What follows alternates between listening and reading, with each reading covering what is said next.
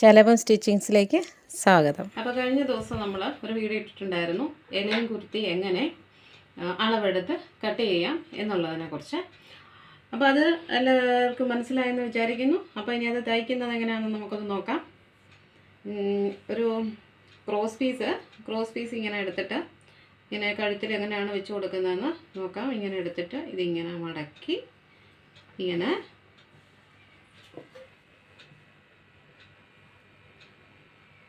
നല്ല വശത്ത് വയ്ക്കണേ. നല്ല വശത്ത് ഇങ്ങനെ വെച്ചിട്ട്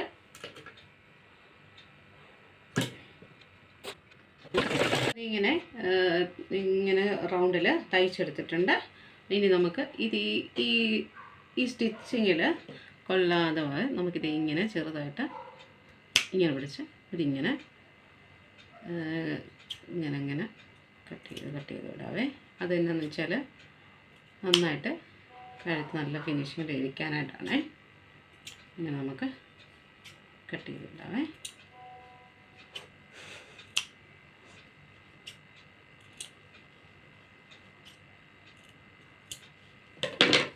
അതിനുശേഷം നമ്മൾ ഈ തയ്ച്ചു കൊടുത്ത ഈ പീസ് ഉണ്ടല്ലോ, അതിങ്ങനെ ഇങ്ങനെ വെച്ചിട്ട് അതിൻ്റെ പുറത്തുകൂടെ ഇതിൻ്റെ സൈഡിൽ കൂടെ നമുക്കിങ്ങനെ ഇതിന് പുറംകാണി അടിച്ചു കൊടുക്കാവേ. അപ്പോൾ അത് നമ്മളിങ്ങനെ ഇതിൻ്റെ പുറംകാണി അടിച്ചു കൊടുത്തിട്ടുണ്ടേ. ഇനി ഇത് അകത്തേക്ക് ഇങ്ങനെ മടക്കുക.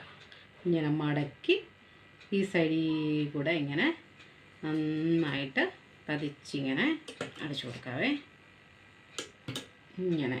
ഇങ്ങനെ മടക്കി അപ്പോൾ ഇതിങ്ങനെ പതിച്ച് തയ്ച്ചു കൊടുത്തിട്ടുണ്ട്. ഇനി നമുക്ക് ഇതിൻ്റെ ബാക്ക് പീസ് എടുത്ത് നമുക്ക് തയ്ച്ചു കൊടുക്കാവേ.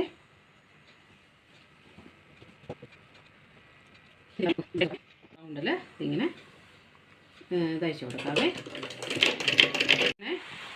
റൗണ്ടിൽ തയ്ച്ചു കൊടുത്തിട്ടുണ്ട്. അപ്പോൾ ഇനി നമുക്ക് ഇത് രണ്ട് വശം കൊണ്ട് നമുക്ക് ജോയിൻ ചെയ്ത് നമുക്ക് ഷോൾഡർ അടിച്ചു കൊടുക്കാമേ. ഇതെങ്ങനെയാണെന്ന് നോക്കാം. ഇതിൻ്റെ പുറകു വശത്തെ പീസ് എടുത്തിട്ട് അതിൻ്റെ നമ്മൾ ഈ കഴുത്തിൻ്റെ ഇത് നമ്മൾ തയ്ച്ചിട്ടില്ലേ, അതിൻ്റെ സൈഡിലേക്ക് ഇതിങ്ങനെ ഫ്രണ്ട് പീസിൻ്റെ ഇങ്ങനെ വെച്ച് കൊടുക്കുക, ചേർത്ത് വെച്ച് കൊടുക്കുക. അതുപോലെ തന്നെ ഇപ്പുറത്തെ സൈഡ് ഇങ്ങനെ വെച്ച് കൊടുക്കുക. എന്നിട്ട് ഇങ്ങനെ ഷോൾഡർ ഇവിടെ നിന്ന് ഇങ്ങോട്ടും ഇപ്പുറത്തെ സൈഡിൽ ഇവിടെ നിന്ന് ഇങ്ങോട്ടും തയ്ച്ചു കൊടുക്കുക. അതായത് നല്ല വശം ചേർത്ത് വയ്ക്കുക. അതായത്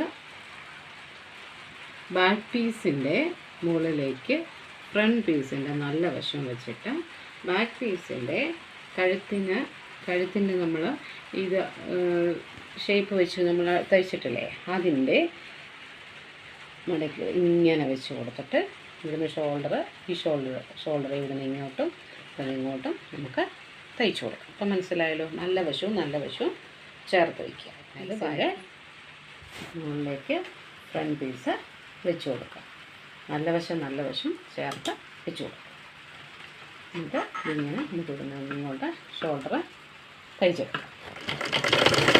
ജോയിൻ ചെയ്തിട്ടുണ്ടേ. ഇനി നമുക്കിത് തിരിച്ചിട്ട് കൊടുക്കാവേ. ഇതൊക്കെ കണ്ടോണേ.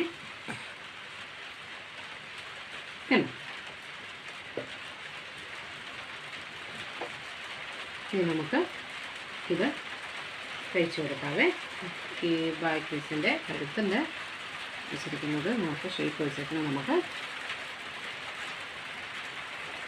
തയ്ച്ചു കൊടുക്കാവേ.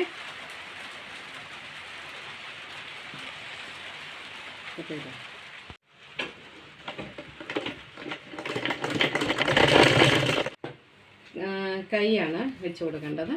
അപ്പോൾ അതിന് മുമ്പായിട്ട് നമുക്ക് ഈ കയ്യിൽ ഈ അടിവശം ഇങ്ങനെ നമുക്ക് മടക്കി തയ്ച്ചു കൊടുക്കാമേ. 1 ഇഞ്ച് ഒന്നുകൂടി മടക്കി ഇങ്ങനെ രണ്ടായിട്ട് ചെറിയ 1 ഇഞ്ച് ഇങ്ങനെ മടക്കി ഇങ്ങനെ നമുക്ക് ഒന്നുകൂടെ മടക്കി ഇങ്ങനെ നമുക്ക് ഈ രണ്ട് കയ്യിലെ അടിവശം നമുക്ക് അങ്ങനെ ഇത് രണ്ട് കയ്യിലെ അടിവശം ഇങ്ങനെ മടക്കി തയ്ച്ചു കൊടുത്തിട്ടുണ്ട്. ഇനി നമുക്കിത് കുർത്തിയിലേക്ക് കൈ വെച്ച് കൊടുക്കാവേ.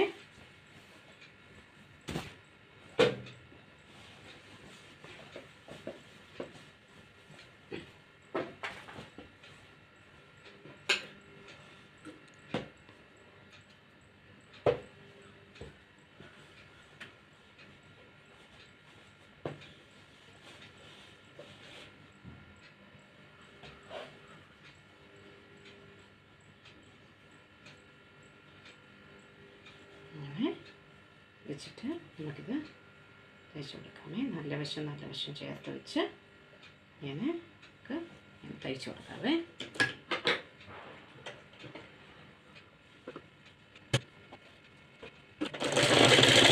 ഇങ്ങനെ നമ്മൾ ഇത് കൈ തയ്ച്ച് കൊടുത്തിട്ടുണ്ട്. ഇനി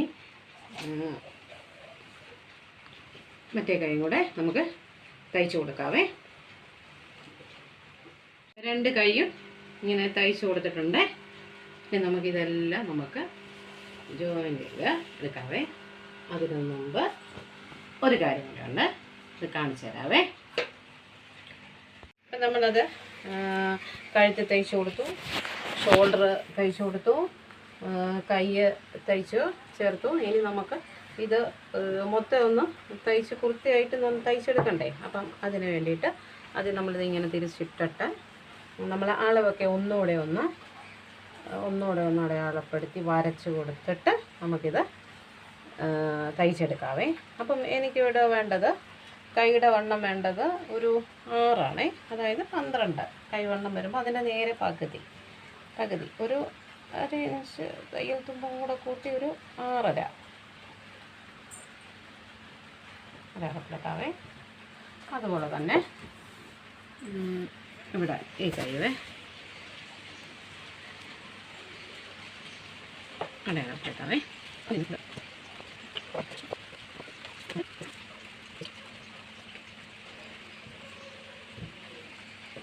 ചെസ്റ്റ് അടയാളപ്പെടുത്തി കൊടുക്കണം. അത് കഴിഞ്ഞിട്ട് വേസ്റ്റ് അടയാളപ്പെടുത്തി കൊടുക്കണം. ഇനി നമ്മൾ കറക്റ്റ് ഷേപ്പിൽ ഒന്നുകൂടെ നമ്മുടെ അടുത്ത അളവുകൾ ഒന്നുകൂടെ ഷേപ്പിൽ ആക്കി നമ്മൾ മാർക്ക് ചെയ്തിട്ട് ഒന്ന് വരച്ചെടുക്കുകയാണേ. നല്ല ഷേപ്പിലൊന്ന് വരച്ചെടുക്കാൻ നമുക്ക് ഒന്നുകൂടെ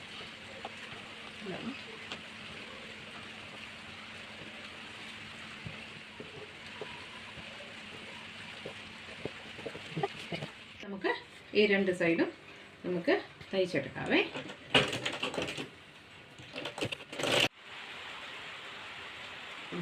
അങ്ങനെ നമ്മൾ 2 സൈഡും തയ്ച്ച് കൊടുത്തിട്ടുണ്ട്. അപ്പോൾ ഇനി അടുത്ത കാര്യം എന്ന് പറഞ്ഞാൽ നമ്മൾ ഈ അടിവശം ഇങ്ങനെ മടക്കി തയ്ച്ച് കൊടുക്കണേ. ഒന്നുകൂടെ മടക്കി ഇങ്ങനെ ചുറ്റിലും നമുക്ക് ഒന്ന് തയ്ച്ചെടുക്കാവേ. അങ്ങനെ നമ്മൾ ഇലയും കുത്തി തയ്ച്ചെടുത്തിട്ടുണ്ട്. നിങ്ങളെല്ലാവരും ഇതൊന്ന് തയ്ച്ച് നോക്കണേ.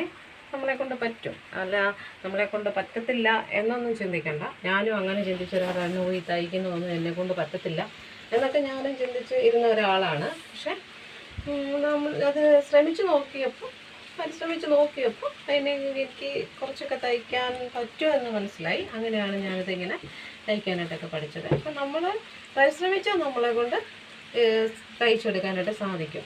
അപ്പം നമ്മളിതൊന്ന് തയ്ച്ച് നോക്കണേ. എളുപ്പം തയ്ക്കാം. ഇലയും കുരുത്തി ഏറ്റവും എളുപ്പമായിട്ട് തയ്ക്കാൻ പറ്റുന്നതാണ്. അപ്പം മറ്റൊരു സ്റ്റിച്ചിങ് വീഡിയോ ആയിട്ട് കാണാം.